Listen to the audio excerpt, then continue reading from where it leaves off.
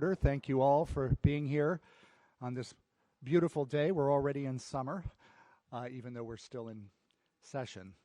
And we're glad to be in session. We've got two great meetings ahead of us. Today, March 4th, as you can see, a full agenda with some important items.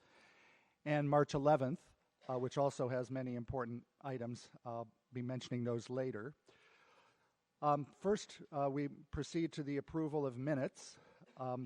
Do I see any hands with questions or comments on the minutes? Seeing none, the minutes are duly approved, and we move to the State of the University address. President Coltrane is very sad that he can't be here today and has asked me to deliver his remarks, and those remarks are with a PowerPoint. So I'll ask for the first slide, please. Great. Colleagues, the University of Oregon is at a critical turning point. We have an historic opportunity to make meaningful change in our campus culture to reduce sexual violence and increase survivor support. We have all been working very hard for many months to effect change. I'm very pleased to share some key initiatives we are launching that will help coordinate our efforts. And I ask for the Senate's continued support as we work together and get into the more challenging policy and detail work. On Monday, at a campus forum, I provided an update on our progress and plan to better address sexual violence and support survivors. I thank everyone who attended and participated in our discussions. At that forum, I reviewed some of the policy changes, staff hires, and program investments we've made recently to improve prevention, reporting, investigations, support, and accountability. Next slide, please. Some of the recent progress of the last 18 months includes investing additional resources for prevention, education, and compensating student SWAT members, creating a new prevention and response website, printed material, and a 24/7 confidential reporting hotline, hiring 2 new Office of Affirmative Action sexual violence investigators, hiring new additional prevention and response staff members, allocating an additional $15,000 for emergency survivor support, and creating new women's self-defense credit classes. Next slide, please. And in addition, approving new student conduct code changes to improve process and accountability, creating more confidential reporting options in the Dean of Students' Office and the Ombudsperson's Office, signing an agreement with Eugene Police to coordinate investigations with UOPD and the university, completing an internal audit of fraternity and sorority life and launching an external audit, and posting sanctions of fraternity and sororities on FSL websites. Next slide, please. As you know, we have received 3 primary reports as well as input from the ASUO, which included more than 120 recommendations for how to improve our campus and to address sexual violence. We are very supportive of the direction and intent of the recommendations and will implement the vast majority of them. A few of the recommendations need further discussion. Next slide, please. There are a few key steps to implement this comprehensive plan. First, we need high-level coordination. To that end, I have authorized hiring a new Assistant Vice President for Sexual Assault Prevention and Response, who will be dedicated to coordination of sexual violence, prevention, response, survivor support, and Title IX investigation. This position will have responsibility and authority to work across units and departments.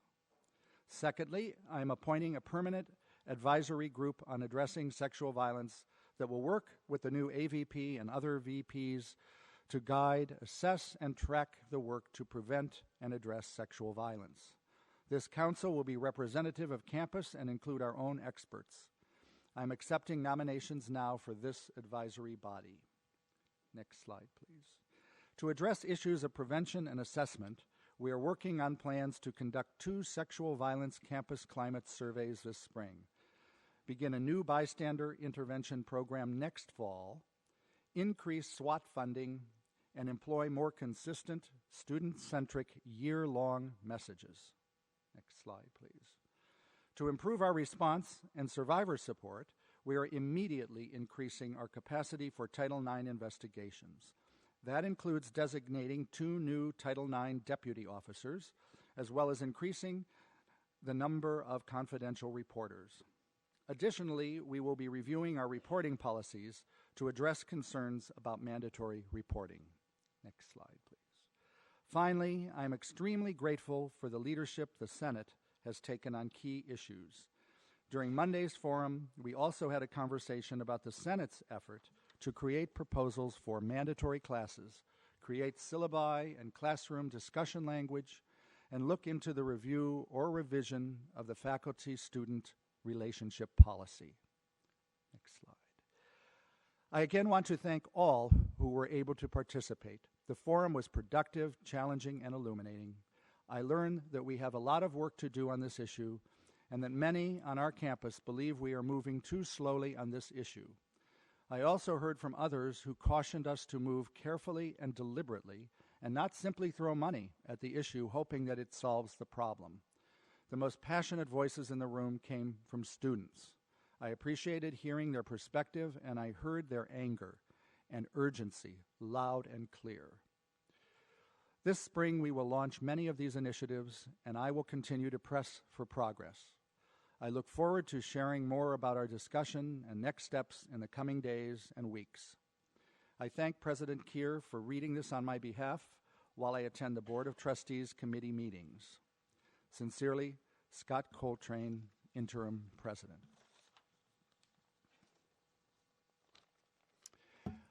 Next, we will proceed to some Senate updates.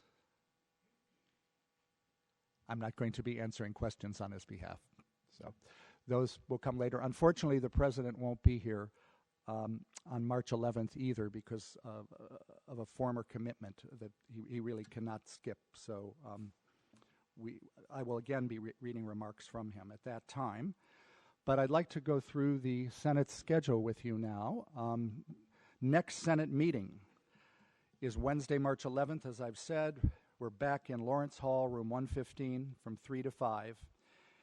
And here are some of the items that will be on the agenda. As you know, when we have meetings every week, we try to plan the agendas well ahead and then try to plan a good flow to the meetings. So the next meeting, we'll be looking at the employee morale building motion. This is one that Interim President Coltrane has directed to us, and a member of our Senate Executive Committee, Terry Rowe, has done some excellent work conferring with OAs and improving some of the language, which actually these are matters that only OAs would know about. So again, this is a kind of collaborative effort between language given to us and then members of Senate constituencies to try to make a motion that will go well on the floor of the Senate. We'll be sending it out to you very shortly. Then we will have 3 motions, I should say 3 more motions, in addition to the 2 we have today, related to athletics, and 2 motions related to the Ombuds program, the curriculum report that we always have at the end of each quarter, and then we'll have our COIA report. We have one a year given by our representative to the Coalition on Intercollegiate Athletics, and that's Nathan Tublitz, who is also one of the sitting vice presidents of that organization. Also, I just wanted to show you our schedule for the spring and let you know what we'll be doing. So if you could put that up, you'll see that in April, we right now have 3 meetings, and in May, we also have 3. And if we do not need any of these meetings, you have my word, we will cancel the meeting. I know this is a lot, but what we're trying to do is get through as many policies as we can this year with the superb work groups that we have formed. Yes. Yes, you can have my word. I think I said that twice. So in April, right now we have 3 on the books. Wednesday, April 8th, room 115th, Lawrence Hall, and Wednesday, April 15th, place to be announced. Then the 22nd, we're back in Lawrence Hall. In May, it's the same structure. On May 13th in Lawrence, the 20th, place to be announced, and the 27th, back in Lawrence. So that's our schedule for the spring. Please mark it in your calendar. And guess what? I do promise we will cancel meetings if we don't need them. So I'd also like you to see the policy alignment work groups just to show you how many people are working hard on policies that will be coming before the Senate in the spring. We are having a series of meetings this week and into next week of each of these groups, during which we're charting our course forward. I will be attending each one and working with these groups to formulate their action plan. Receiving that action plan, I will then go forward and slate various policies to be considered throughout the spring, and that will determine ultimately how many meetings we need.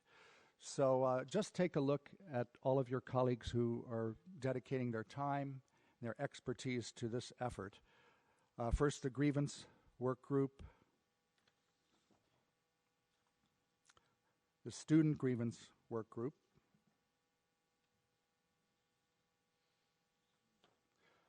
curriculum and program matters work group,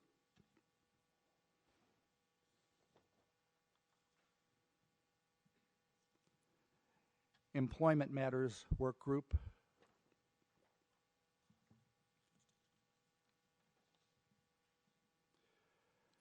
admissions work group,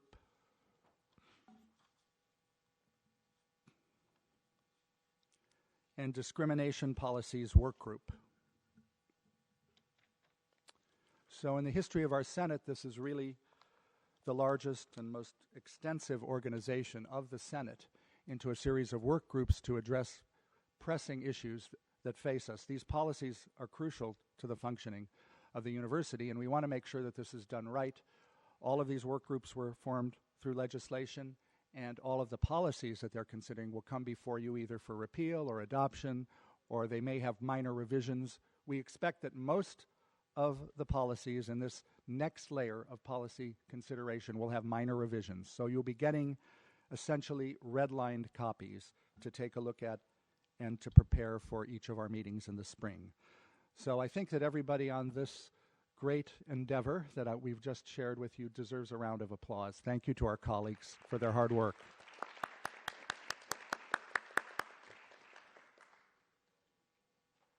And I'd like to say a special thank you to our students. As you can see, there were many, many students who have dedicated their time and effort. And I think we need to recognize our students who have been working so hard on so many issues lately. As you know, I don't have to make a list, but you know the issues that are facing us. A special thanks to our students.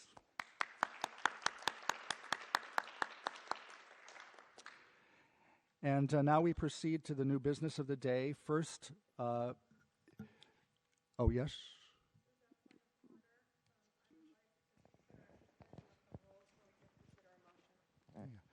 So I've just heard point of order, consideration of a suspension of rules in order to consider a motion.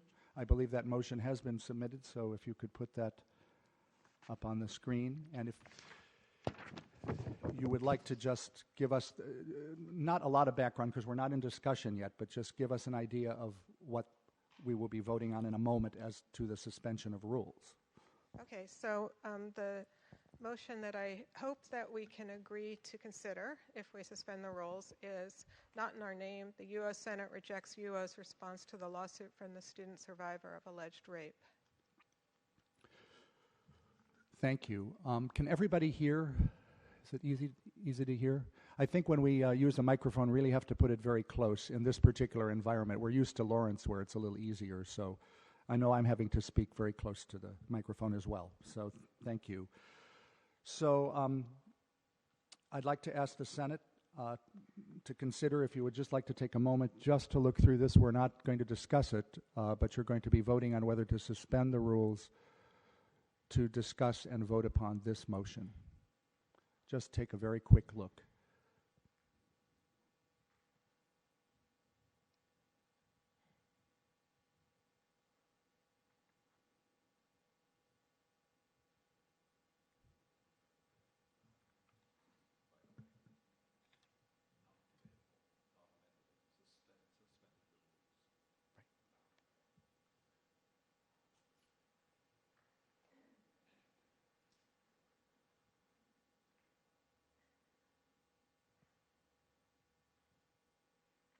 Great. So our parliamentarian has reminded us it's not debatable nor amendable to suspend the rules, so I'll call for the vote.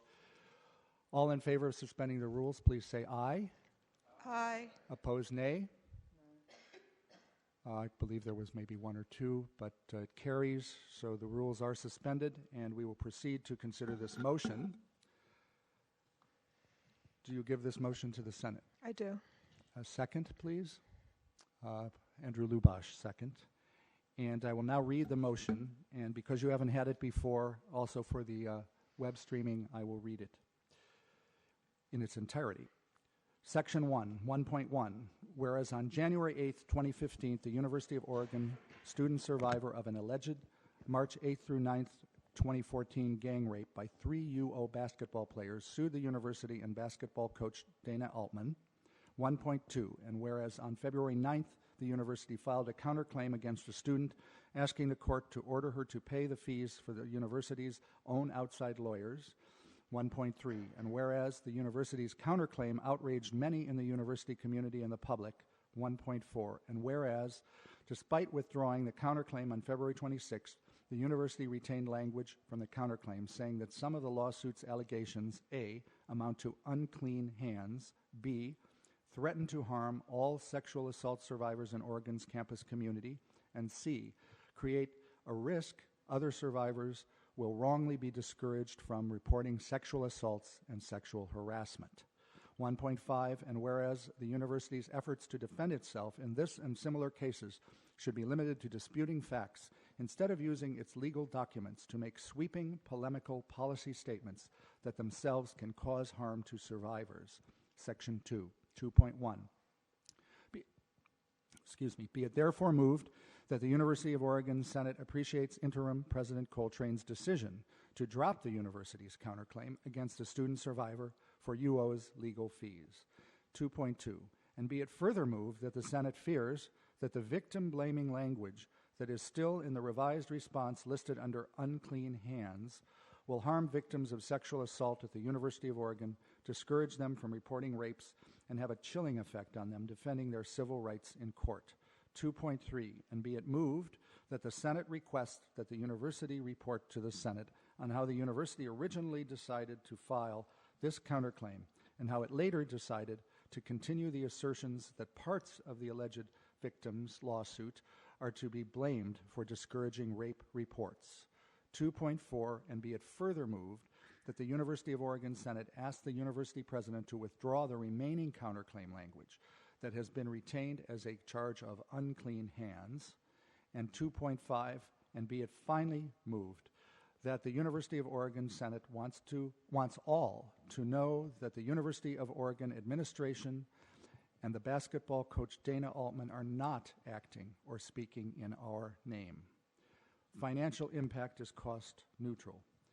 And for the background section, I will ask our mover of the motion to fill us in.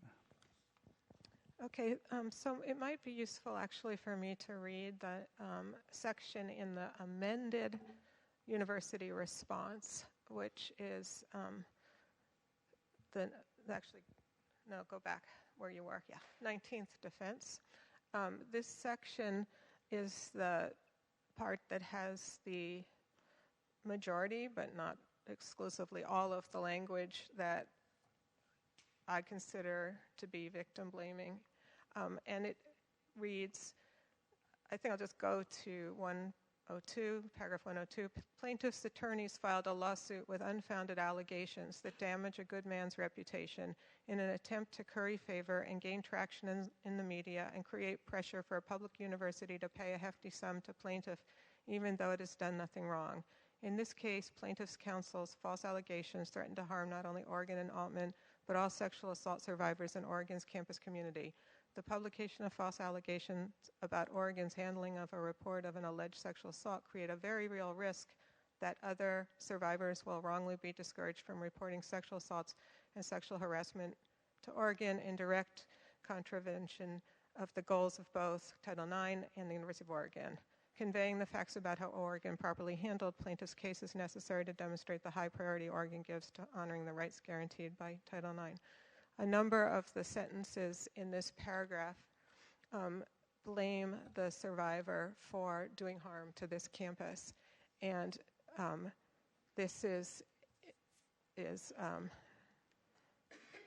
a form of victim blaming that is harmful not only to the individual, but I would suggest to all of us and to all survivors on this campus.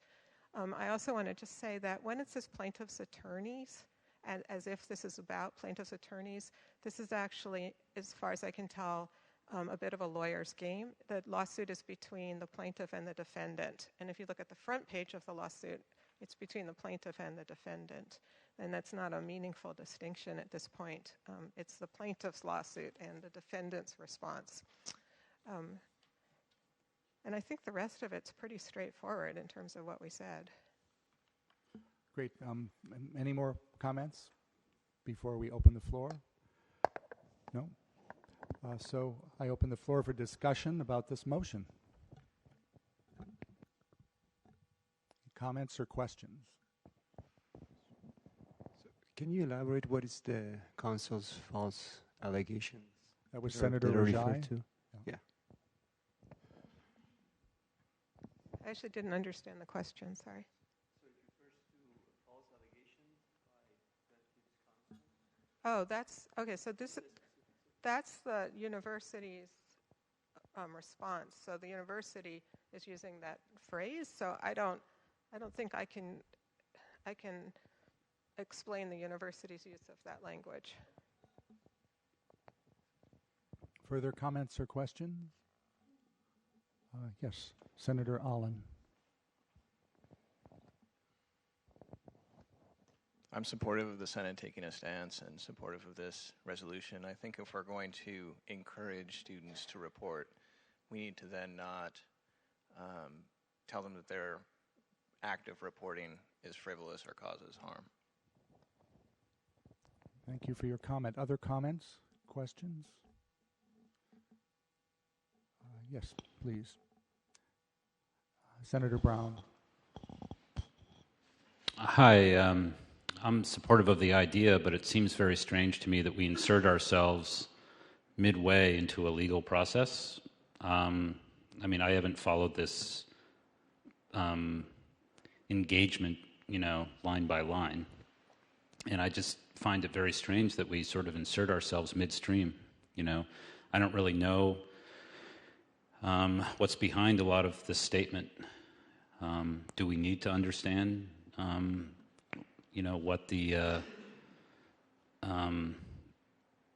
what these statements were that possibly damaged, the reputation of a good man in the coach? I don't know. I just don't understand how we can sort of just insert ourselves midstream and make a large statement about what's obviously a very complicated legal process. So just to make it clear that this is a resolution, and the Senate can, let's say legally, according to our Constitution and bylaws, weigh in on it. But your points are well taken. Thank you for making them. I appreciate the intent of this resolution. The one concern I have is that it implies that if we don't have a resolution like this, that every other action of the administration is in our name. And so I feel like I'll be on my heels every time the administration does something, that we have to have a resolution to make sure that the public doesn't know that the Senate isn't behind it. Senator Sullivan? Previously that was Senator Prohoda. Thank you. The administration does act in our name. That's their job, and they knew that when they took it.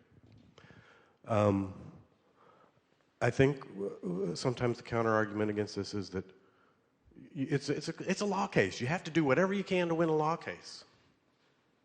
When you go to court, you got to abide by the rules of the court, and I don't think we have to. Many of the choices that one has to make as a leader are not between right and wrong, but between wrong and wrong. There's a big wrong in this kind of language. There's also a wrong in not seeing justice done if you think justice needs to be done in this. And so you want to fight for that. I can understand that. If the administration sees and says, well, these are false claims, well, they have the right to defend that. I think you can do that. I think you can do both. I don't think it's either or language is not the language of liberation. I think we can do both. I think we can have a good defense. It may not be tooth and nail the best that would just tears the opposition apart, but we cannot afford that at this point in this university. We have to make a decision of which is the greater right, which is the greater wrong. It's a balance. And the damage that language does, like this does, is huge compared to the damage that might be done by having to roll back a little bit on our defense and not do it according to the way it's commonly done. The university is called upon to be a moral leader for our community, for our state, for our nation. The eyes of the nation are on us. And we don't do it by using language like this. Questions, comments? Gina Psaki, Senator Psaki. Randy Sullivan said so well what I would have wanted to say, and he said it in better words than I would have found. But I think it's important to make the observation that a clamorous sexual assault case that rocks a campus is an unusual event and calls for some kind of response. To a counterclaim that many of us found to be reprehensible,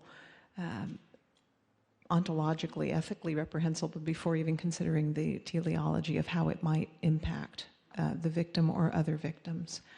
And so I'm going to support this resolution. Thank you. Other comments? Discussion? Then I'll call the question. All in favor of this motion, please say aye. Opposed, nay. So moved. And we will send this motion on then to the President, as we do with each motion. Next, we go to 4.1, repeal of original university policy on policies. And this is held by the Senate Executive Committee. I'm going to ask Randy Sullivan to give it to the Senate, please, he's our Vice President, as you know. I move this motion. Second, please. Senator McGough. Did I say your name right again? I still haven't said it right. Could you say it, please? McGew. My apologies. Senator McGew. So I will now read the motion. The University Senate hereby repeals University of Oregon policies 01.00.01 and 01.00.02, which comprise the original university policy on policies, which has now been replaced by the policy approved in, you can see the link, it's the US 14/15-50 at the University Senate meeting on February 11th, 2015. I'm sure you all remember this policy. We went over it in great detail. The financial impact is cost neutral. Sponsor is Senate Executive Committee, and the date of effectiveness is immediately. Just to quickly read the background, since the University Senate has already approved the new university policy on policies, this repeal motion is intended to simplify and streamline the policy library. It's a house cleaning motion at the request of the Policy Advisory Council, the PAC, which, by the way, was created through this new policy on policies, and the UO Board of Trustees. So I open the floor for discussion. There's no more background necessary. No. Seeing no hands, I call for a vote. All in favor, please say aye. Opposed, nay. So carried. Thank you so much. And the next item is yet another, you could call it house cleaning. It's a little bit more than that. House cleaning motion. Minor revision to Section 5.3 of the new University Policy on Policies. It's legislation, and the motion reads, first, I'll ask formally Randy to give this to the Senate. Second, please, Senator Cohen, and I'll read it. The University Senate approves the following revision, redlined, to item 5.3 in the new University Policy on Policies. I read now 5.3 with its corrections. Proposals for majors is the way it read before. That has now been stricken and changed to proposals regarding majors, programs, minors, certificates, courses, and degree requirements originate in academic units and are drafted by faculty. These items are not considered policies for the purpose of this policy. Financial impact, cost neutral, sponsor, Senate Executive Committee, and date of effectiveness immediately. And I'll quickly read the background. After the University Senate approved the new University Policy on Policies, the Policy Advisory Council unanimously recommended the minor revision printed above, that is, the revision of a single word, which was also requested by the UO Board of Trustees. So I'll open the floor for discussion on this.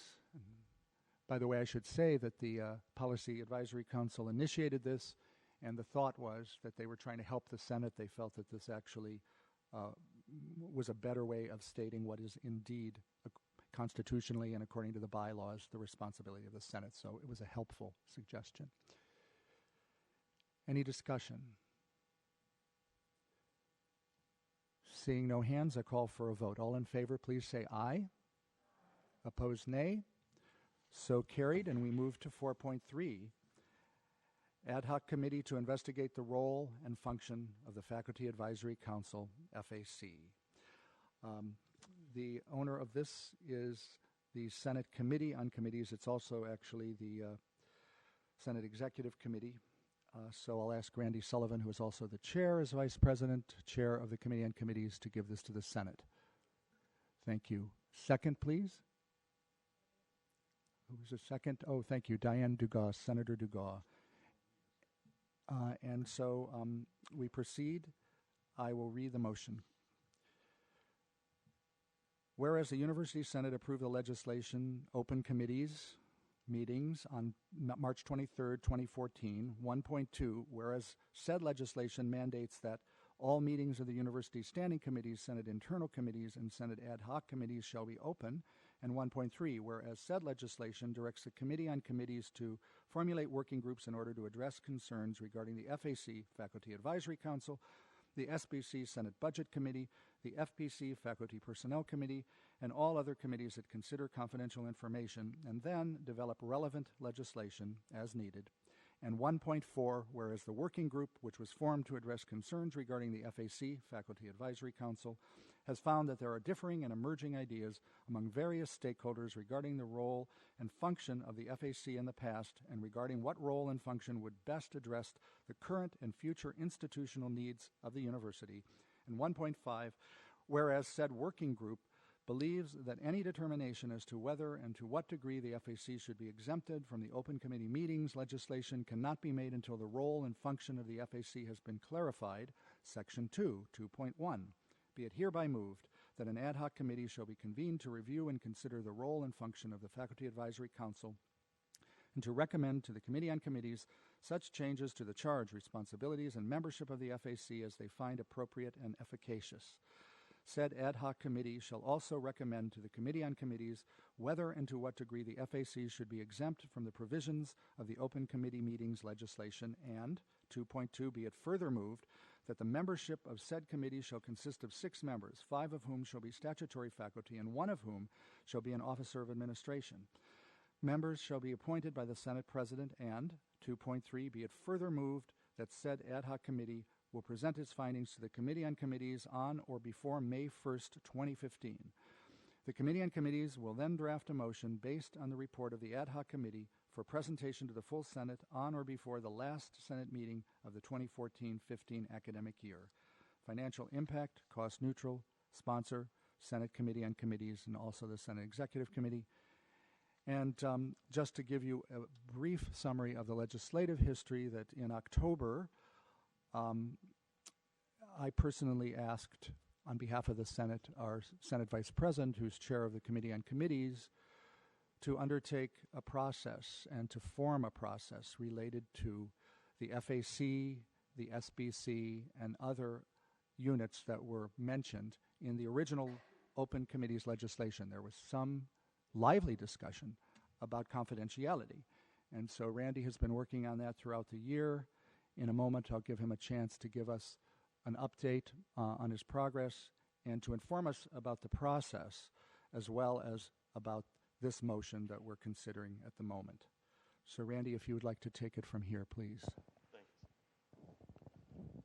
First of all, let me say I got a cold, so let me apologize in advance. I'll probably say something stupid. Please catch me on it and tell me. So as Rob was saying, at the towards the beginning of this year, the original legislation we passed for open committees charged us to form some working groups to try to, because at the time the legislation was passed, it was recognized that some of the committees were problematic. FAC was one of the leading ones. It is closed at this time, or it has been closed sometimes, but not throughout its whole history. And as we met, those working groups met, we found that there was, first of all, some very strong feelings on both sides as to whether it should be open or closed or some hybrid. But as we tried to work towards and that was our charge, to figure out whether it was going to be open or closed. But as we worked towards that, we found out, we were seeing that on both sides of the fence, there was a strong feeling that the FAC, the role of the and job of the function of the FAC was unclear, and weren't sure what it is or what it should be. In fact, if you go, I did some work, a little bit of work, and looked back through the archives, and it didn't take much digging to see that it has been all over the map. From all the way from when reading the reports to the Senate, some of them stated out pretty clearly what was done that year, and said, "Well, did a good job." Another one said, "Well, it's a confidential committee. I can't tell you what was done this year." But the president acted on our recommendations, and that's kind of the nightmare of some of the people that are opposed to having it closed, is being closed, and the president, that gives advice to the president on policy that he adopts without a further, more open process accompanying it. So the folks that were involved, I did get some of the main folks that were on opposite sides of the fence to sit down at the table, and we came up with, well, what we really need to do before we decide whether it's open or closed is decide, just start from scratch and ask the question, what is the best way for this group, or a group of this sort, to give effective advice to the president and the upper administration? That's a pretty big can of worms that goes well beyond what our charge was, or a few working group meetings. So what I'm asking the Senate for is some more time to work on this. Now, we've been in crisis mode for a while here in the Senate, and we've had to roll some things through pretty quick, and some folks have come to me and said, "We have been working on this for almost a year. We need to get to work on this." And I say, whoa, wait a minute. This is a paradigmatic shift. We've undergone a seismic shift in how committees are run in this institution, in the university committees. We've got open committees in almost all of them, except for this one and a couple of others. And so if we need to take some time to figure out how to do that right, let's take the time to do that. I know we've been in crisis mode and we're used to ramping things right through, but this is not one of them. We can take the time we need to deliberate and come up with the best way to do this, and to figure out how to get the best advice to the president in a way that is consistent with the principles of open government. And so I asked the Senate for that time. Thank you. I open the floor for discussion. Senator Harbaugh.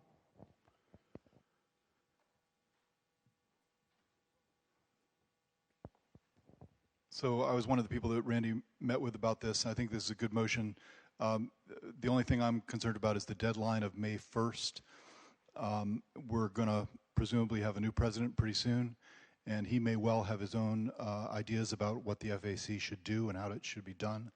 And I think that we should expect that, and we should be prepared to take those into consideration.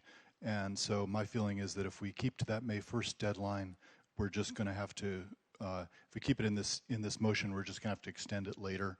So I would just as soon move it to, say, October 15th, and let's just not have to deal with this again. So let's get the committee set up and everything, get them talking when we get a new president, and then just for God's sake only have to deal with this one more time.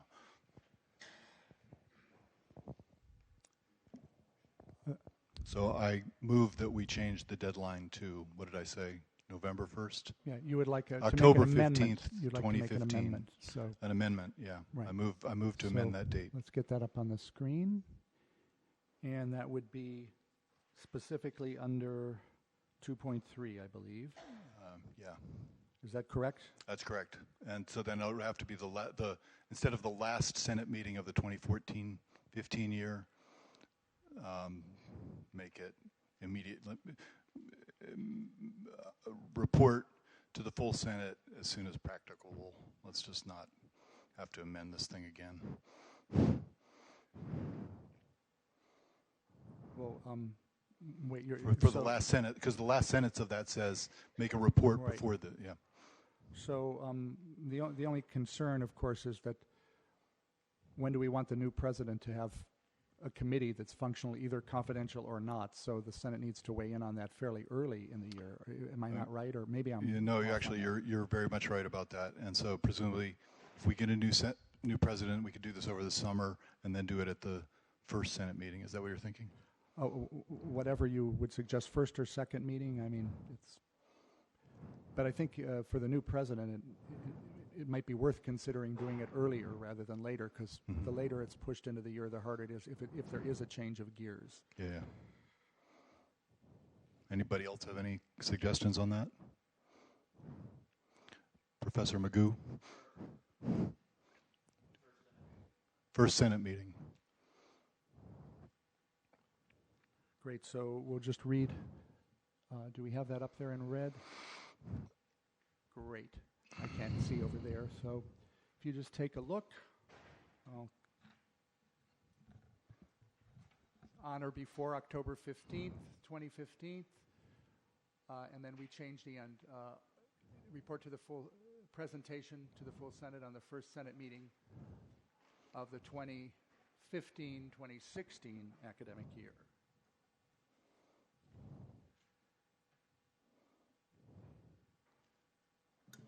Great. So So I so move.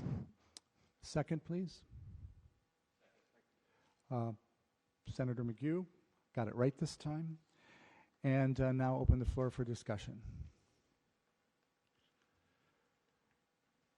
Vice President Sullivan. He says he endorses the amendment. He didn't have a microphone, so I hope everybody heard that. Call the question. All in favor, please say aye. Opposed, nay. Okay, so moved.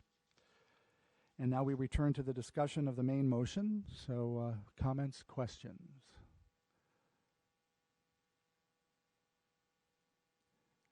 Seeing none, I call the question. All in favor of the motion, please say aye. Opposed, nay. And it's so moved. And we go on to 4.4. Thank you very much. Temporary exemption of the Faculty Advisory Council from the provisions of US 13/14-19, open committee meetings. This is legislation, and do you give this to the Senate? Senate Committee on Committees, Senate Executive. Second, please. Senator Rajai. And I will now read it quickly. Section 1. 1.1, whereas the University Senate approved the legislation open committees on March 23, 2014, and 1.2, whereas the legislation mandates that all meetings of the University Standing Committees, Senate Internal Committees, and Senate Ad Hoc Committees shall be open, and 1.3, whereas said legislation directs the Committee on Committees to formulate working groups in order to address concerns regarding the FAC, Faculty Advisory Council, the SBC, Senate Budget Committee, the FPC, Faculty Personnel Committee, and all other committees that consider confidential information, and then develop relevant legislation as needed.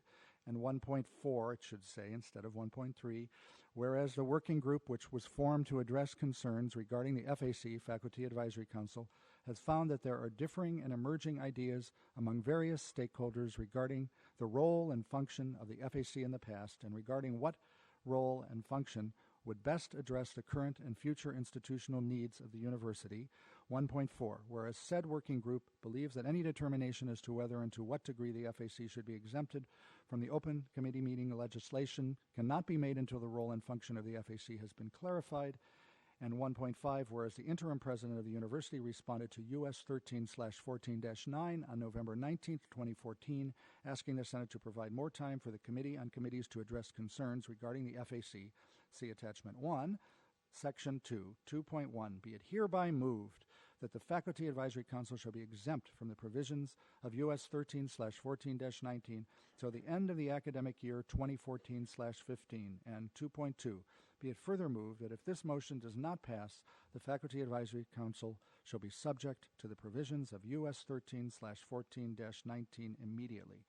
Financial impact, cost neutral, sponsor, Senate Committee on Committees, and Senate Executive Committee.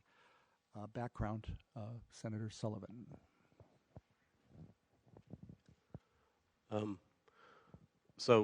We heard some arguments back on both sides of this, also whether in the interim it should say remain open or closed. My suggestion is there's pros and cons either way. My suggestion is that we keep it closed. I've been serving on the Faculty Advisory Council, and I've been seeing how it functions as a closed council. And with this president, it seems to be operating pretty responsibly. None of the abuses that we've feared from previous administrations have happened, and I expect that to continue to be the case. The fact of the matter is, you got a good president, this Faculty Advisory Council is going to work well. You get a president that it's not going to work with, no matter how you put it, it's not going to work well. But we've got a president that it's working well with now as a closed committee. I know it works. As an open committee, I'm not sure whether it could work as effectively or not. I won't tell you it won't, because that's an unknown quantity, but I can tell you that I have serious doubts of whether it could. So considering some of the crises that we're in right now, it's probably, in my judgment, better to leave it closed until we get this resolved, so that it can continue to give the high quality advice that it has been giving to the president. And he has heard it. A lot of times the FAC has been the voice of the community to the president in a way that I think has been very, very effective. And we've had some heartfelt discussions in there that I'm not sure we could have if it was open. So I'll leave it at that. Thank you. And just to move it along a little bit, this motion obviously relates to the previous one, which is item 4.3 on this agenda. I think we might need to somehow align the timelines with that agenda. So I don't know if anybody would be willing to consider that. And Senator Harbaugh?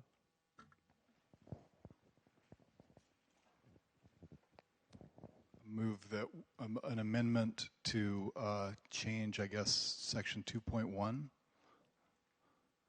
Can bring it up again. All right. Yeah. Until I think we should just say the beginning of the 2015-16 academic year. Do I have a second? That was Senator Kramer, second. So open for discussion on the amendment. Seeing no hands, I call the vote. All in favor, please say aye. Opposed, nay. And we move back to discussion on the motion. Senator Allen.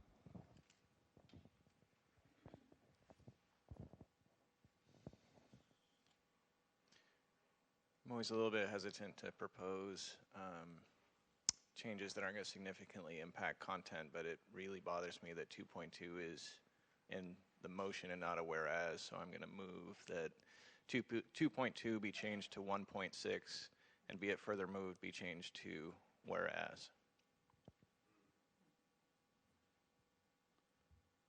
I don't think that as a it makes sense for us to move on what would happen if the motion doesn't passes. It would make more sense for us to put that in the preceding section.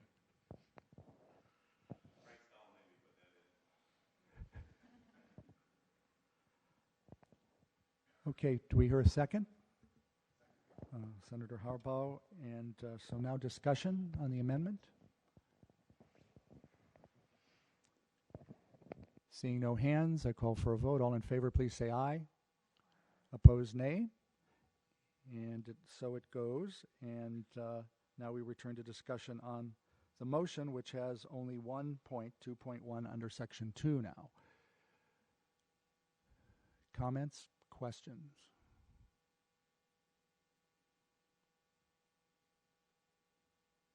Seeing none, I call for a vote. All in favor, please say aye. Opposed, nay. And so moved. Great. We're speeding right along, and now we arrive at the more, let's say, involved part of our agenda, which is athletics motions. Usually when we're discussing these matters, they take a bit more discussion. Payments by athletic department for general academic purposes. Legislation, and it's being proposed by Senator Harbaugh. Do you give this to the Senate? Second, please. Senator Lubash, and I will now read it.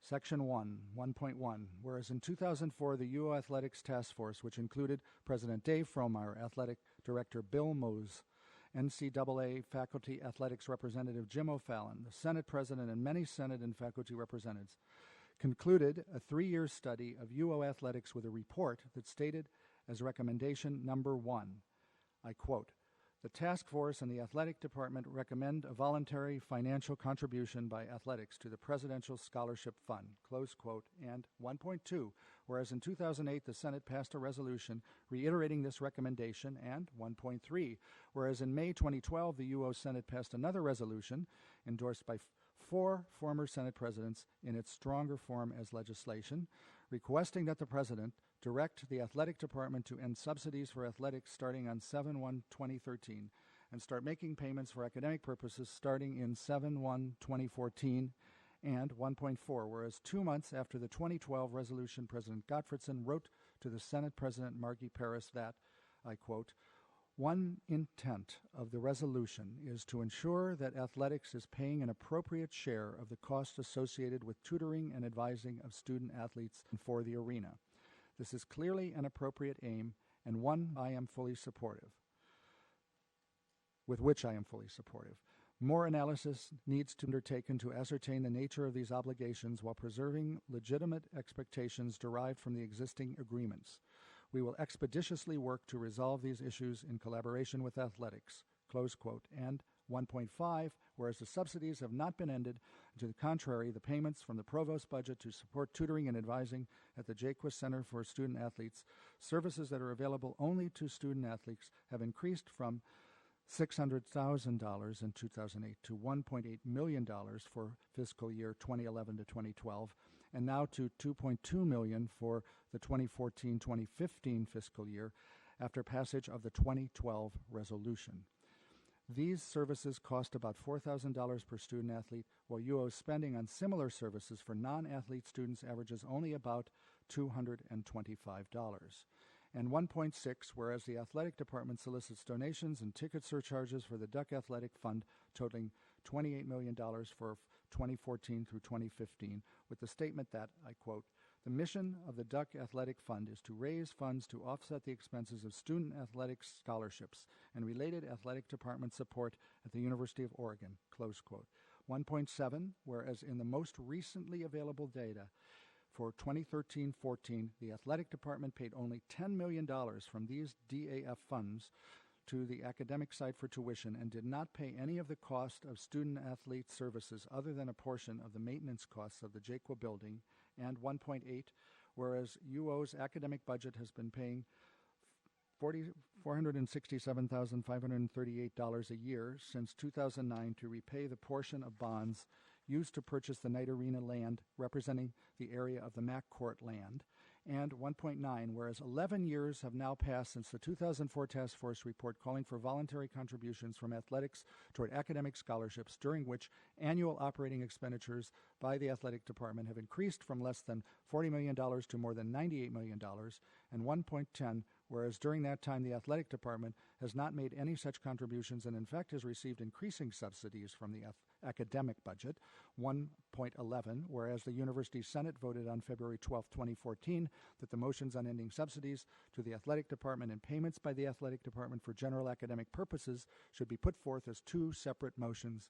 Section 2, 2.1, be it hereby moved that the President shall provide the Senate with a budget and a schedule for implementation for payments from the athletic department budget for the support of general academic purposes no later than the first Senate meeting of May 2015, and that this schedule shall include a payment of no less than 0.5% of total athletic department revenue for the 2015-16 fiscal year, and increasing to no less than 1% for the 2016-2017 fiscal year, and increasing in subsequent years by no less than 0.5 percentage points until it reaches 3%.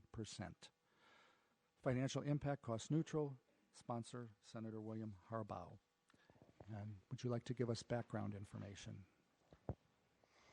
I don't have anything to add to the whereases, but I'd be happy to try to answer questions if anybody has any.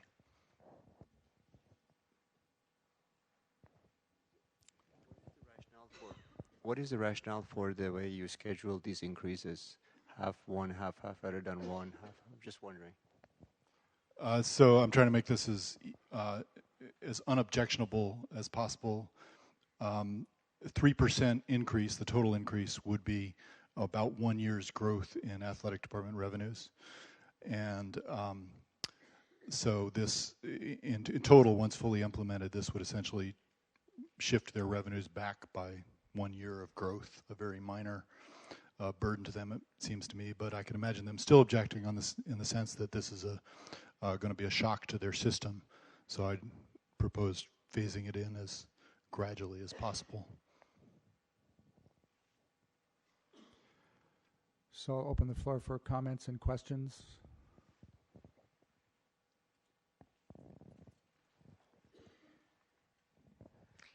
Comments, questions? I have a question That's about Senator Clement. about this. Now, will this amount actually be more than what the Jacoa Center costs? Bill? Oh.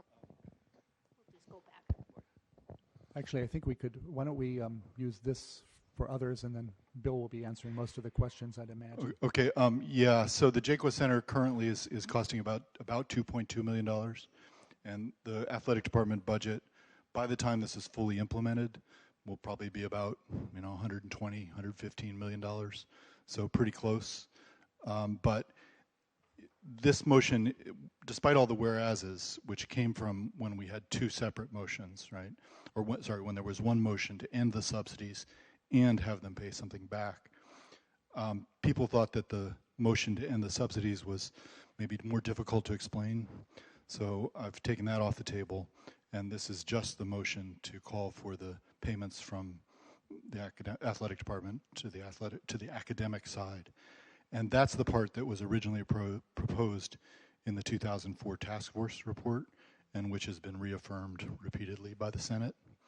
So the amounts will be, roughly comparable, but this is not an attempt to fully recover those costs. Thank you. Senator Allen.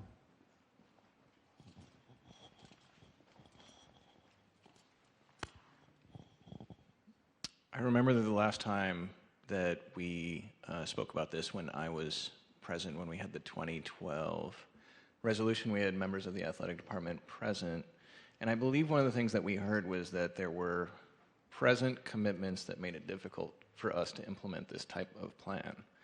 There has been a fair amount of time, and the athletic budget has risen beyond the level that we're asking to be considered as part of this resolution. So the amount of current commitments back then, certainly the athletics department has been both on notice from our 2012 resolution and has had plenty of time to allocate resources accordingly to plan for this to be coming at this point in time. So I feel comfortable that we're not asking for something unreasonable. This has been something that's been on the athletic department's radar for quite some time.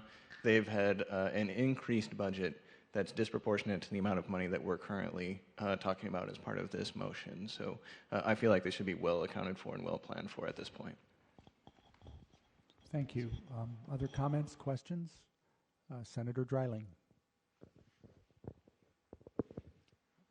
Yes, I just want to speak to, I think this is actually a modest request.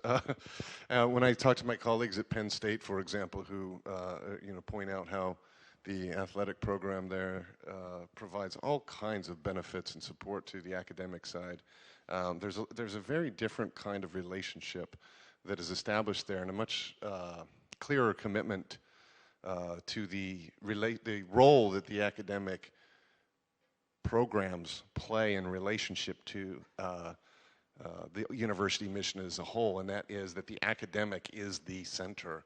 Athletic programs are ancillary. And that, I think this is a modest move in the direction of reminding us all at the University of Oregon of that basic principle of a university, that the academic side is central, it's the core. Athletics are ancillary, secondary. And the ease at which, say, we've read about recently salaries for coaches, no problem, they're jumping to that level.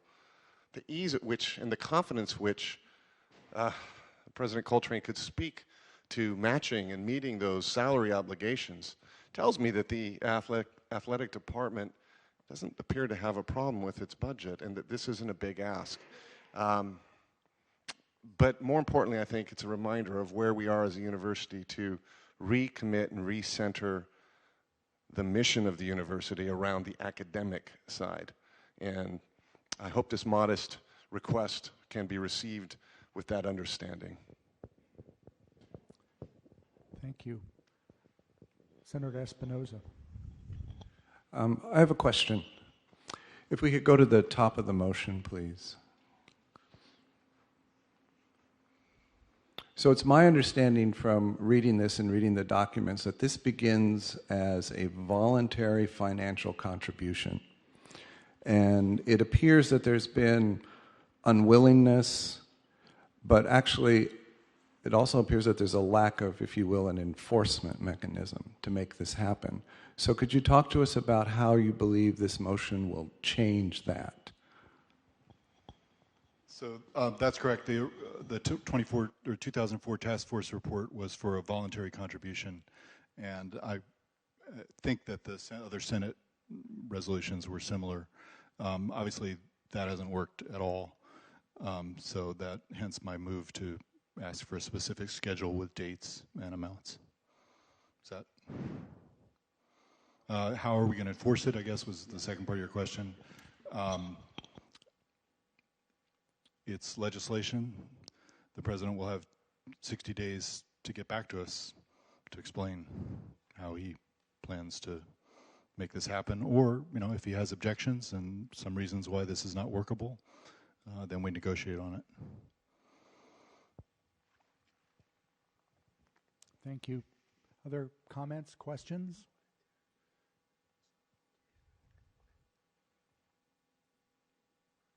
Seeing none, I'll call for the vote. All in favor, please say aye. Aye. Opposed, nay. So carried. And now we move to the next motion, which is another one related to athletics. It's selection of the UO faculty athletics representative. And this is also being proposed by Senator Halbau in collaboration with Pedro Garcia Caro, who was a senator last year but is on leave this year. Would you give this to the Senate, Senator Halbau? Second, please. That's Senator Kramer. And now I'll read it quickly. Section 1.1, whereas the NCAA Handbook for Faculty Athletics Representatives, or FARs, gives ample details about the role of the FAR as an office that denotes the perceived need on the part of the NCAA to involve a faculty viewpoint in the administration of intercollegiate athletics programs. And 1.2, whereas the handbook notes that the FAR may be elected by the faculty or appointed by the chief executive officer. 1.3, whereas the handbook also describes this position as one that provides advice to the chief executive officer that reflects the traditional values of the faculty and which is rooted in the academic ethic of the institution. And 1.4, whereas the handbook and the NCAA Constitution also stipulate that the FAR job description should be approved by the chief executive officer and faculty governance structure. And 1.5, whereas there is a need to strengthen and improve the relations between our athletics activities and programs and our academic mission. And 1.6, whereas in 2014, former UO President Mike Gottfredson appointed a faculty athletics representative without sufficient consultation with the Senate. And 1.7, whereas the Senate is the representative body that acts as a voice for the statutory faculty, Section 2, 2.1. Be it hereby moved that the faculty athletics representative for the University of Oregon will be appointed by the president of the university after election by the Senate for a 3-year period renewable upon satisfactory performance. And 2.2, be it further moved that a nominating committee appointed by the Senate president with consultation with the university president, including members of the Intercollegiate Athletics Committee and the administration, will conduct a search for FAR nominees and will provide a slate of names to the Senate, which shall elect one for confirmation as the faculty athletics representative, an appointment by the president. And 2.3, be it further moved that nominations will be open only to those individuals who fulfill the basic requisites established by the NCAA Constitution 6.1.3, quoted in the FAR handbook. And 2.4, be it further moved that the FAR will produce an annual report to the Senate on the activities of his/her office and will be reviewed by a committee appointed by the Senate president, and that the FAR will be reconfirmed by a vote of the Senate prior to any renewal of the 3-year term. And 2.5, be it further moved that a new FAR shall be selected by the above process by no later than the beginning of the fall 2016 term, with the understanding that the current FAR may continue to advise the new FAR for up to 6 months if deemed necessary by the university president. Financial impact, cost neutral, sponsor Pedro Garcia Caro and William Harbaugh. There are related documents, and I will allow Senator Harbaugh to give you the background rather than reading it. So, this seems to me like a pretty simple situation. The university is required by the NCAA to have a faculty athletics representative, and that job involves 2 main things. One is keeping an eye on the academic progress of student athletes, and the second is representing or being one of the people who can represent the university at NCAA meetings. Currently, or for the past 25 years, we've had one person as faculty athletics representative, former law professor. He was never reviewed by the faculty or even by the administration. Last year, President Gottfredson, that FAR was retiring. President Gottfredson needed to replace him. He made the decision to replace him without much consultation with the Senate. He set up a search committee that did include faculty, but that was done without much without much Senate participation. And Gottfredson made it very clear that he was going to be the ultimate decider as to who got hired and what that person's job responsibilities would be. And he also made it very clear that he could fire that person at his pleasure. So this is an attempt to reclaim the job of faculty athletics representative for the faculty. And I think the logical way to do that is through the Senate, and hence the procedure for an election by the Senate. Thank you. Open the floor for discussion. Comments or questions? Senator Hyatt. Thanks. Is anyone in the position right now? Currently it's held by Tim Gleason. He was appointed by Gottfredson about a year ago. So does he have an end of term? The contract, insofar as I recall, I've seen it, but I don't remember exactly what it said, but it makes it very clear that he serves at the president's discretion. So I don't see any problems with ending this. Further comments, questions? Senator Psaki.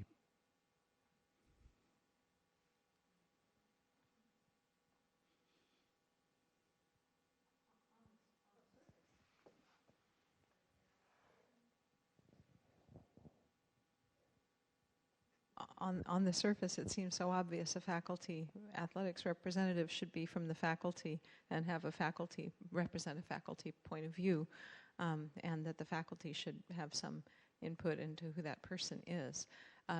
In point of fact, of course, it's a very contentious kind of motion, and it looks as though we might be implying that Dean Gleason is not a faculty member or represent a faculty point of view. But it's hard times these are when this should look actually controversial. It does seem to me to be something that should migrate back to the Senate, and I hope that it can do so peacefully and harmoniously, because it certainly, representing the faculty point of view in the NCAA matters should be obvious. I think a no-brainer. So I support the motion. Please. And please identify yourself. Andy Carduna, Faculty Human Physiology. Just a couple of clarification points. I was chairing the committee that did the search last year. And I have no fundamental problem with faculty being part of the process. I just want to clarify that the term FAR, even though it says faculty athletic representative, my understanding of it is it's a faculty member representing the institution outside of athletics. So like what Bill said, works with athletics, compliance, NCAA, but doesn't just represent athletics. So in a sense represents the entire university, the administration, the students, everyone. And I've been chatting with Bill about this, and one of the concerns I guess I have is the way the appointment works is it doesn't really give any input to the president in terms of selecting it. It's entirely, the president might help with the committee, but then the president is just given one name, and that is expected to appoint that person. So I guess in the sense of looking at what the position is and how closely this person works with the president, I guess I would expect to see more input.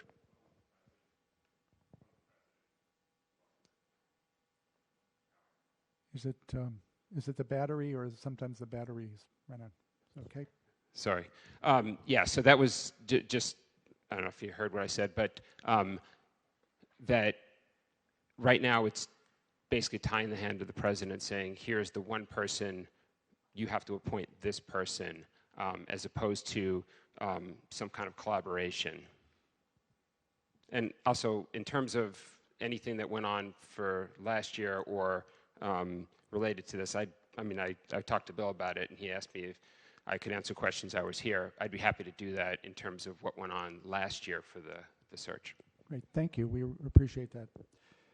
So, just a question: Are you suggesting an amendment, or I'm not, or what is your suggestion? I'm not on the Senate, and I don't have a specific motion, but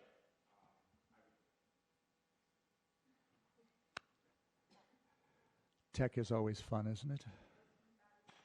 The battery, I suspected as much. Stand up and yell.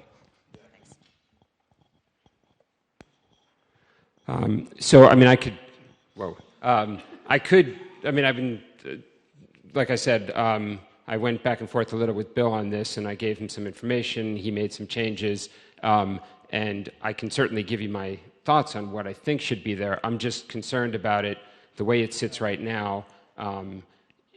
Certainly, I can't speak to what the current president would say, but I know that the previous president would not have been happy with the way the language is now. So just to move the conversation along, does anybody want to pick up on what he's saying? Yes, the maker of the motion, please. Yeah, I think Andy's got a point.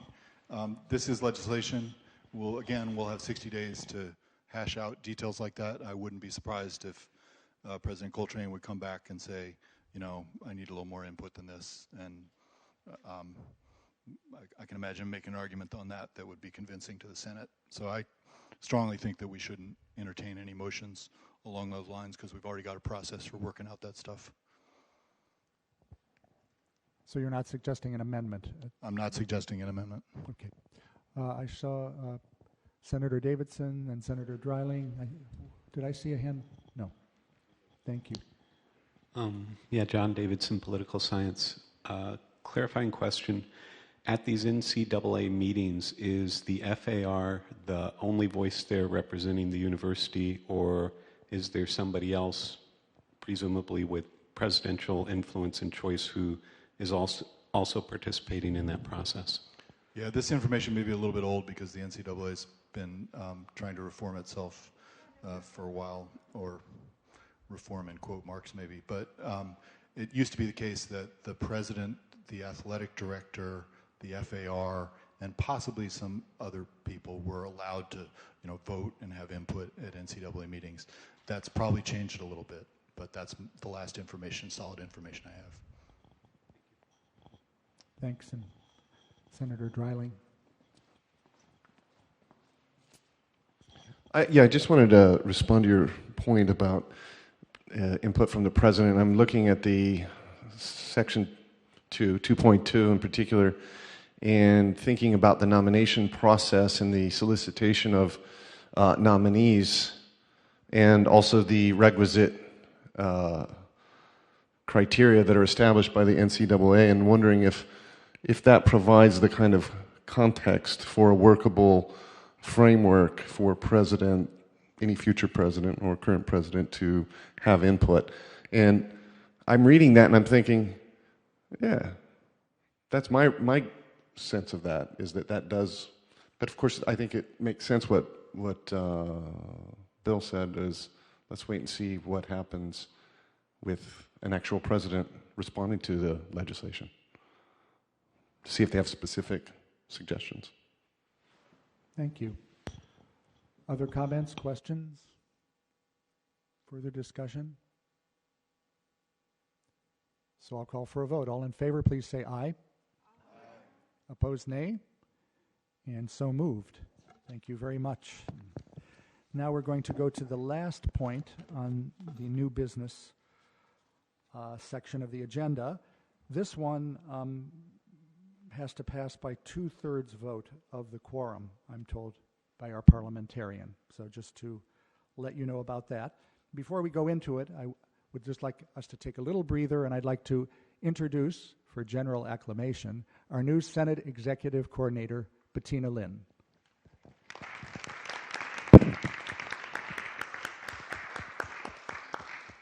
We're thrilled that Bettina is joining us. Actually, I believe you were at the anthropology department before, so some of you may know her from there. I'm seeing some heads shaking, and we're just thrilled with your work so far. You've been so helpful and such a wonderful addition to our Senate family. Let's call it what it is. And we really look forward to working with you now and in the future. And we are now having a search for a half-time classified staff position. So if anybody knows anyone that you would like to put forward for that, we would really appreciate your nominations or sending the person our way. And that person will work with Bettina, and we'll also be having 2 students.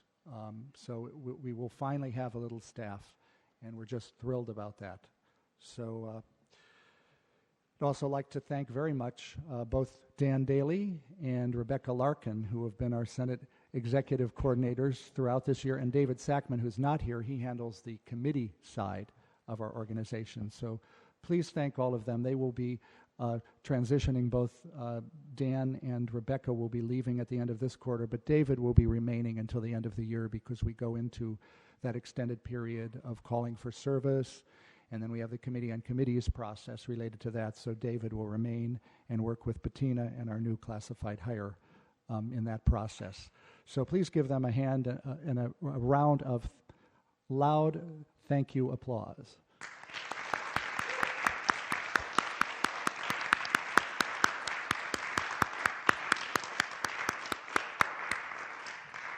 Great, and now we move to 4.7, to promote representative attendance at Senate meetings.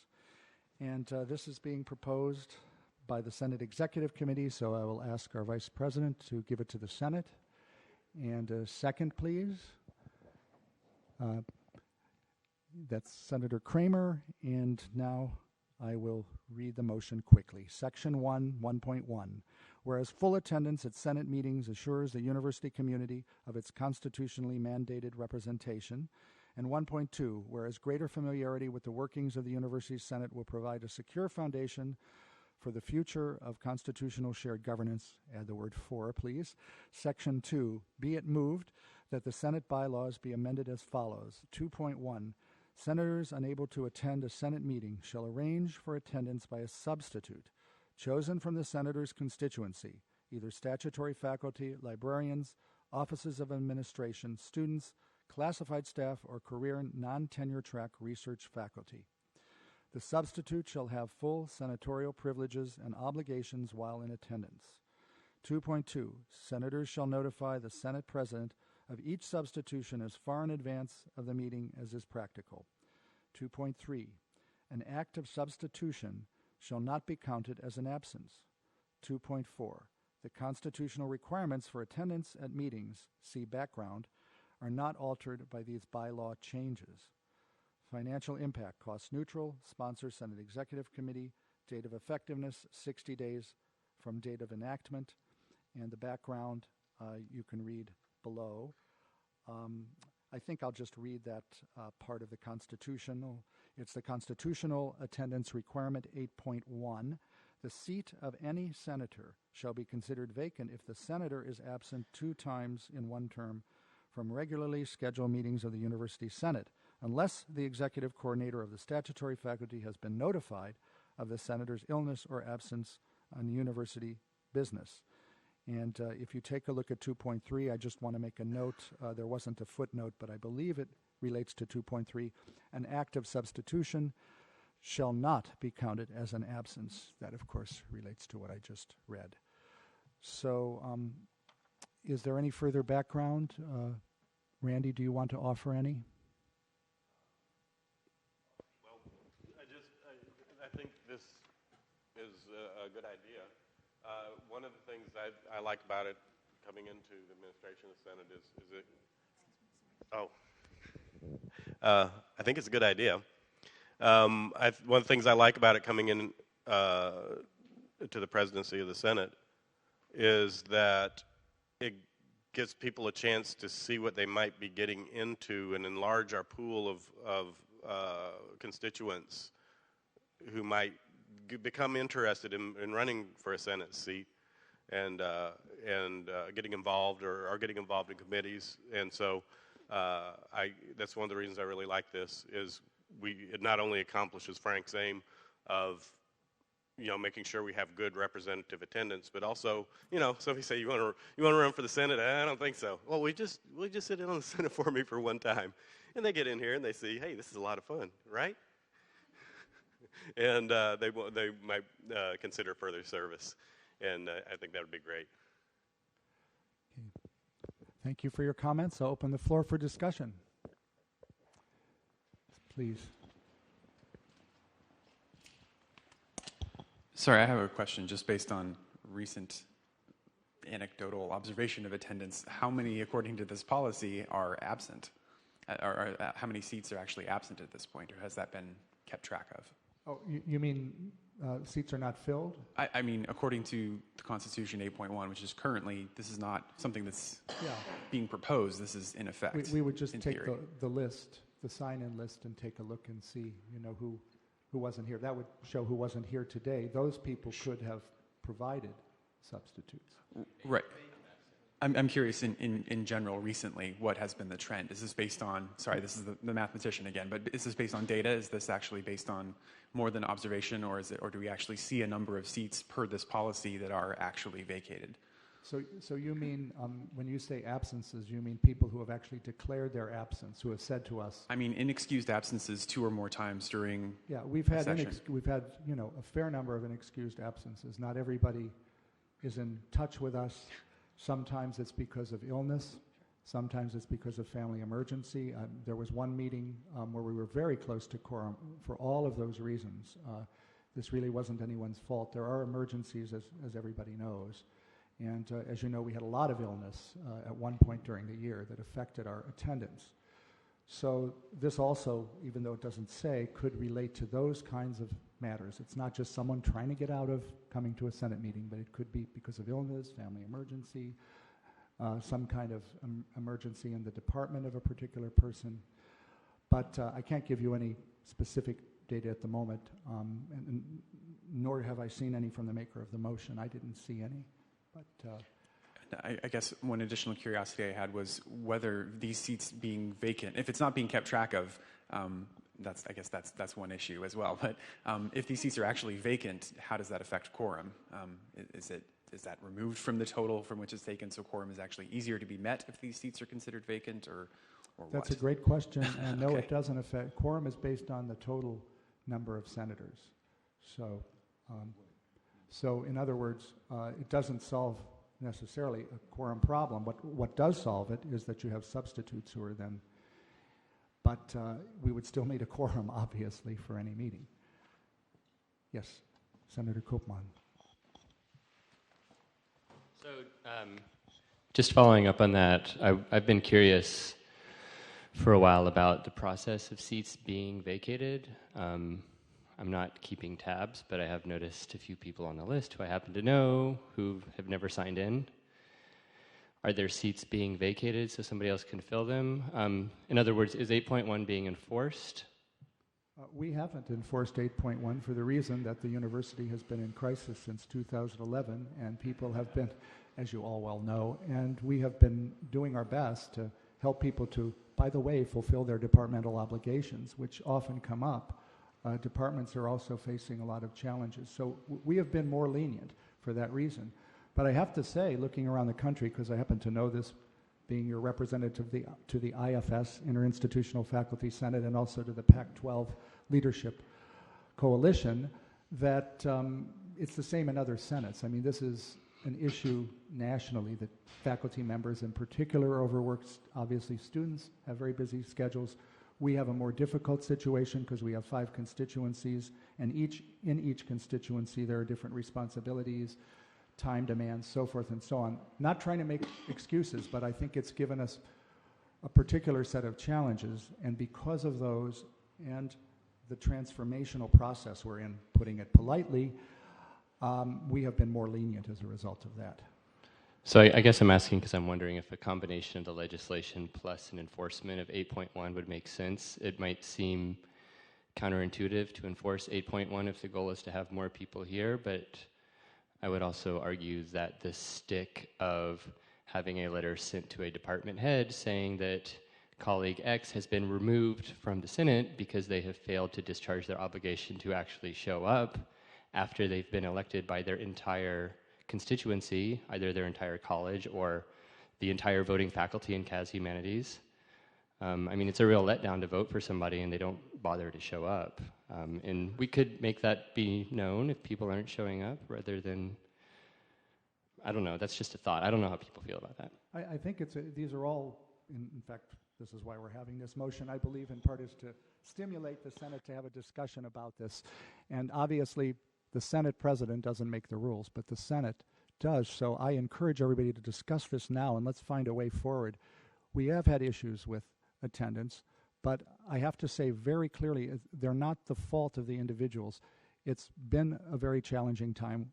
We need to change it now so that we have greater participation and so that there's a sense of greater responsibility. That's already happening. How far we want to go with it is part of this motion. Chuck Triplett. Thank you, sir. To the data question, I'm sorry, I don't know your name. I appreciate Mike, Chuck. Since October 22nd and through January 14th, just using the minutes of the Senate, there are 15 vacancies. Specifically, that uses the term absent or excused, and so what I'm doing is counting those as excused as being excused per 8.1 of the Constitution, therefore it's not an absence. And I think to President Kier's point, perhaps there are some that are counted as absent and they just perhaps weren't recorded accurately in the minutes. But just using the minutes that this body has adopted each month, I have been tracking and watching, so it is not enforced. And I agree that I'm actually supportive of this, not that I have a vote, but I think that it does only do part of the issue. And so one has to be kind of comprehensive of the whole thing. And then to a question without derailing the discussion. Has anyone bothered to check in with ASUO or OSU Senate to see, does a proxy system work? Does it increase? Yeah, it's already up here. You can see it says experience with substitution. The concept of substitution is not novel. Yes, Other sir. Senates, ASUO and OSU Senates, have demonstrated its effectiveness in ensuring the aims described in Section 1. I'm asking, has anyone talked with their counterparts at Oregon State? I actually have called their faculty executive coordinator, so I was just curious if others have experience and sort of are voting from a position of a little knowledge on this particular practice. Yeah, we've had discussions across the country about this. Thank you. I mean, I'm not involved in the writing of this motion. I didn't, to be total disclosure, Frank Stahl put this forward. Frank Stahl came to the Senate Executive Committee. There was a lively discussion, and as a result, he asked the Senate Executive to endorse it and to put it forward without his name. So that's how it got here. I was hoping, and I guess this is the case, that it would stimulate some discussion about this. But it is important to note that your data is not correct, that you don't have all of the emails that come to us where we have excused absences. They're not on the forms that you've been looking at. So they should be recorded in the minutes, but they may not necessarily be, because, as you know, we have not had a Senate Executive Coordinator for quite a while, and the person who transcribes the minutes is actually a temp who's been doing that for us, who will now not be doing it as we fill out our staff. So we should go back and correct that given the emails, just to do a double checking of it. So it may not be completely correct. I think it is. I think you're right. Thank you for your help. Senator Haubaugh, then Senator Allen, then Senator Healy, and then Senator Kramer. So I think this is a really interesting motion, and but I kind of still don't know what to think of it. So I'm not going to move to do this, but I'm asking people to consider postponing it for a week, just to give people a chance to kind of think over whether this is a good thing. Maybe go back, you know, if you're a senator and you're actually here, you can go back to your department and say, you know, if I wasn't here, would you have been willing to show up for me? And just get a little bit more information about how this might work in practice. The other thing we might think about doing would be to put some time limit on it. I don't know, it seems a little strange that we'd be, I mean, I like all the arguments for it, expanding the number of people who participate in Senate meetings. I think that's the best, you know, Randy had the best explanation for why this is a good idea. But it is a big change, and it does require a 2/3 vote. And I think on top of that, maybe we should have a little bit more thinking about it. Great. Are you suggesting that it be tabled or postponed, or what is your suggestion? I guess I'm wondering what other people think about that idea. Great. So that's one of the reasons we're having this motion, is to generate a lively discussion. So I'll go in order. Senator Allen, Senator Healy, Senator Kramer, and then Senator Balbuena, and then Senator Davidson. So next is Senator Allen. This is an interesting motion. I'm curious what we're looking to accomplish with this. So I believe we've already passed, I think it was legislation essentially guaranteeing us time off to be able to attend Senate business, that departments need to release employees to make sure that they can actually attend these meetings. I like the idea of encouraging larger participation. We don't need a motion like this to be able to do that. So members of the public are welcome to be able to show up and participate in every single way except voting. And so all this motion would do is, in a sense, it looks like proxy voting. So that's the part that I'm unclear what we're hoping to accomplish. So if we're looking for greater participation, let's just do that. If we're worried about meeting a quorum, then that's a separate issue, and I think we've done what we can in ensuring that people have release time to be able to attend meetings. So kind of my underlying question is, what's the real problem that we're hoping to address with this motion? I think that's a good point. And just to say one thing, that issue of proxy voting is a big one, because depending on who you would be choosing as your substitute, or who would be willing to be, that person would need to know quite a bit about the Senate in order to participate responsibly. So it's just something to be considered as well. That is part of the motion. Senator Healy. And we've added to the list Senator Lubash and then Vice President Sullivan. Hello. I was a member of the OSU Faculty Senate for a number of years, and we found that this worked quite well. As a Senate member, I was careful about who I asked to come and vote. It did encourage a number of my colleagues to learn a lot more about the Senate because they were asked not only to sort of come and watch, but actually to help make decisions in that body. And so I think this is I was surprised when I came here that we didn't have a substitute policy, in fact, because it seemed so sensible from my experience in the OSU Faculty Senate. Thank you. That's very helpful. Senator Kramer?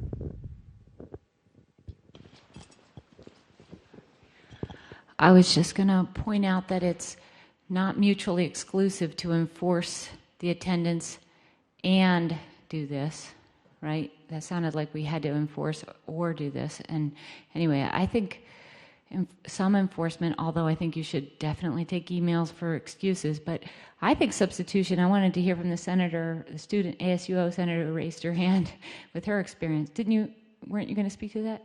Anyway, ASUO is here, so they could tell us how it works. He was the one we just added to the list. He put his hand, but if you'd like to go now, and she's asked, I guess, ceding some of her time to you. So we actually don't use substitution. Oh, okay. Great, thank you, and we'll return to you. Senator, are you finished? Yes, thank you. Thanks, Senator Davidson, and then Senator Balbuena, Senator Lubash, and Vice President Sullivan. Yeah, as everybody says, it's an interesting motion. One concern I have is in terms of the time limits that Bill brought up. If somebody just got tired of their position and they effectively donated it to somebody else and said, will you be my proxy for the rest of the term, that would seem to undermine the whole election process. And so hopefully we'd find a way around that. My other concern, in general, I like the idea of being able to have substitutes. In my department, I think we only have a couple of NTTFs, and I'm not necessarily familiar with all the people who would be qualified outside. So if we did do something like this, it doesn't need to be added to the motion, but it would be nice to have lists of the relevant constituency that you could choose from, or especially people who have indicated a special interest in filling in, basically being, the equivalent of substitute teachers, a pool that you could draw from who would actually have expertise and familiarity, something like that. Thank you, Senator Balbuena. Thank you. Well, first I have I think it's a question about the 8.1. So it defines that you have to be absent 2 times in one term to be vacated. But does that take into account the number of meetings that have been added lately due to all the crises and whatever that have been dealing? I mean, how do you, calculate that? Thank you for clarifying my earlier remarks. That's what I was referring to. I should have been more specific, but given all of those additional meetings, it's put us in a mathematical bind, so to speak. So we've got to work some of this out, obviously, in our statutes. And because we had never really thought that we would be having so many meetings. We couldn't have predicted that we'd be doing an entire policy realignment of the OUS system into our own board. We never knew that would be the case. But now we've had to step up in new ways. And that's meant a greater commitment and more meetings. And hence, we've been a little bit lenient, although I have to say that the attendance has generally been good, but we generally need more than just meeting quorum. We really need, to be truthful, really 2/3 or more each time, at least, to do the business we have, because these are such important issues for the whole university. Mm-hmm. Yeah, well, I think it's important to find a way. Maybe we have to do something with language to actually take all of this into account. But I kind of like the idea of having a little more time to go back to the constituency and try to see if there would be people willing to fill in. So at some point, I don't know if I can't tell if people are suggesting to postpone or to table or what they might be suggesting, I think we should finish the open discussion. I'm not suggesting we curtail it, but we should think about that. And one thing that I'd like to throw into the hopper is that we have just about planned the meeting for March 11th, which is just a week away. And you may think that it's kind of easy to just throw the things onto the agenda, but it takes a huge amount of planning and a huge amount of time and setting up things, quite a bit in advance, especially when they're rolling out week by week. So if we're going to do something with postponing, if we could give a little leeway, maybe not necessarily next week, but maybe the first or second meeting in April to give everybody enough time to do it. Just a suggestion to be considered, but we need to pursue this open discussion, and we still have some time in which to do that. Senator Lubash was next, Senator Sullivan, Senator Dreiling, and did I see another hand? Senator Kramer. Yeah, so again, the ASUO doesn't use substitution. However, I personally am in favor of this change because I think it would be beneficial for the student representatives who are not guaranteed that they don't have to do classes or something during this time. We've had significant turnover even this year. And so I think it's important to try and get as many students here as possible, and I think this would help that.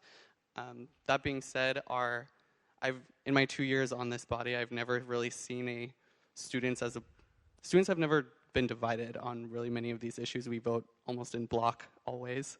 So I don't really see us choosing proxies as any different. We just should be trying to make sure we get 5 students here every time. So. Thank you. Let's see, next was Senator Sullivan.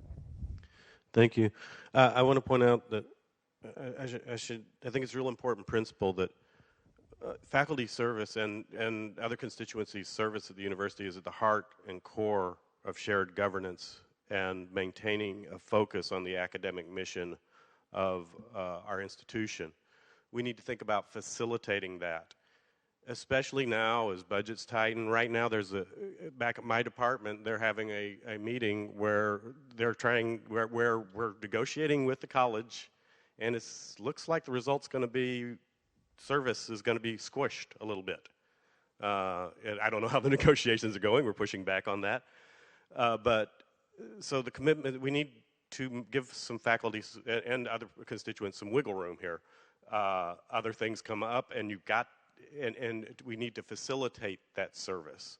Especially other things come up when you think you're signing up for a once-a-month meeting, and it turns into a 3 times a month meeting because of unforeseen circumstances. And I think this helps do that. I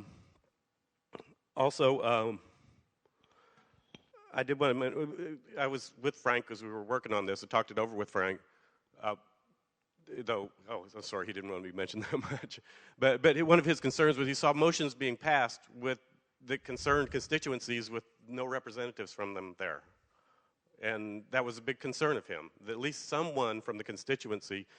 Sometimes you have a low attendance meeting and we're barely at quorum, and somebody from a constituency may not be there. And this is just to make sure that someone from each constituency is there to go, wait a minute, that affects us, and to represent their constituency, whether they're totally knowledgeable about everything or not. So I think the idea that there's slacker senators that, they won't show up because they don't have to, I think that's a bit of a straw dog. I think all of us are doing our best. But if there is such a beast as a slacker senator who signs up for the job and doesn't show up, their constituents also have a responsibility to keep track of what they're doing and not elect them in next time. Maybe the person that they designate to replace them, they'll go, hey, maybe that person should be senator. So I think all these things help make this is a good motion, I think. Okay, Senator Dreiling, then Senator Kramer, and Senator Psaki. Thank you. I'm enjoying this discussion. It's a good moment to reflect on the challenges that a university senate of our sort takes on, the fluidity we need to have for taking on big extra tasks like we've done this last year or so, and particularly this term, and what that means in terms of our service obligations for the various constituencies represented here. Faculty, as a faculty member, I understand the weight of service that I carry and the obligation I have to represent my division And I hold that dearly. I take it really sincerely. I value that role that I play here. And I like the idea in general of this motion. However, I'm reluctant to take a position to vote on it today, given the questions and concerns that have been raised. And I'd like to make two requests. One, which would be to our new executive coordinator and the Senate President, to clarify a protocol for the Senate, for all members, all elected senators, for all constituencies. There would be a routine communication to establish a practice where it's very clear to all senators how to report an absence, who to report it to, and the time to do it by. A simple protocol would be great so that we can begin to acknowledge this constitutional attendance requirement and put it into play, honor it. And then, besides just having a clear protocol, take a moment, and I think for all of us, this is just a moment to think about what is a proxy, what does that mean?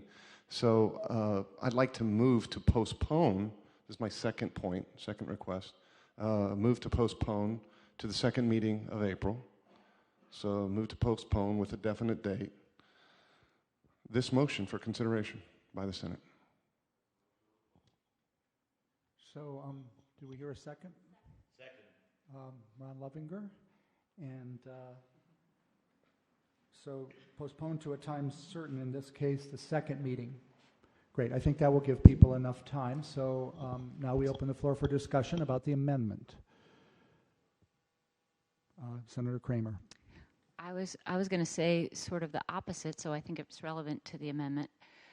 I think that I was very convinced by the OSU experience. You don't have to get a proxy if you can't find one you trust. You could still be absent, you can still be unexcused, but if you can find one, I think Randy's initial points are really valid. That, if there is somebody, like I can think of somebody who would go, who's been in the Senate before and would probably substitute, and so then that would be much better. But if you can't find somebody and you don't know them, you don't have to. So I don't see how this is harmful, really. It just adds to the quorum, and the people who are absent today might really welcome this, that they could find somebody they trust, because former senators in your unit are obvious candidates, and other people might want to try it. So I just don't see how it's harmful or dangerous to you get a trusted colleague who also fits the constituency. So I just don't see the harm. Okay, thanks. Thank you. Senator Fried. And then turn it around so I can see your name. Then I can announce you. Senator Price and Senator Lovinger. Senator Fried first. Okay, so I guess if we are going to postpone it, I would just like to add to clarify in that time period a few things. One would be, I feel like there's a conflict between the reality and what is being proposed here as a solution. The reality is that the responsible senators probably are away on university business or illness. That's why they're not here. And those are the same people that would be motivated to get substitutes probably. And so they don't really have to do it, but they might want to do it. So it seems that if we made the substitute part not something you have to do, but actually a new option that we don't currently have, and then we enforced 8.1, the combination might take care of things. If we've got people who are just not showing, and we're trying to enforce that the same people who aren't showing are going to be getting substitutes, I just don't think that's realistic. I think that doesn't solve a particular problem we have here. Thank you for your comments. Senator Price. Sorry, I just wanted to say it seems like discussion is ongoing, and I would like to call a question to postpone. Can we do that? Is that how that works? So our parliamentarian is saying that we have to keep the discussion focused on this particular amendment. I would like to end discussion. You would like to end discussion. So do I call for a vote in that case? He'd like to end discussion? Yes, unless somebody objects. I'm just Okay, so we're now voting to end discussion. All in favor, please say aye. Aye. Opposed, nay. And now I'll call the question on the amendment. Yes? Can somebody restate the amendment? Yes, I'm going to ask Professor Dreiling to do that. Yes, the intention here is not to dissuade us from one way or another on this motion, simply to postpone it to a time certain, which would be the second meeting of April, with the preceding request that we clarify as a body the mechanisms, and this isn't part of the amendment, but simply a request to the executive coordinator, clarify the mechanisms by which we can accumulate data, essentially, as well as provide notice to senators regarding the existing constitutional attendance requirements under Section 8.1. So that's where it is. Great, and so now I'll call for the vote. All in favor, please say aye. Opposed, nay. And so carried. So we postpone till the second meeting in April. I'm also, with your general support, going to ask the Senate Executive Committee to take this up. And I'm going to ask the maker of the motion, in this case, I'm going to ask Randy Sullivan to lead that charge through the Senate Executive Committee so that we can have more input, and they'll also be in communication with you about that so that we'll get more input and make sure that we look at all the issues related and are prepared for a discussion and vote at that second meeting in April. So I'd just like to say before we adjourn, because we are at that golden hour, that I am really deeply moved by your participation. And although we've just been talking about how we would like more people to be present, and we would, those who are present and who have been shouldering the load, and those who have been doing it, you could even say disproportionately, are to be congratulated and really valued by every one of us. I mean, I look out and we know who's been coming a lot every time. And thank you for all of your time and energy, every one of you. As I've said before, the Senate, as well as our committee structure, is the engine of the university in so many ways. And you are keeping that engine humming along during a time of great challenges. So thank you all so much. And we'll look forward to seeing you next week back in our Lawrence Hall home. Thanks so much.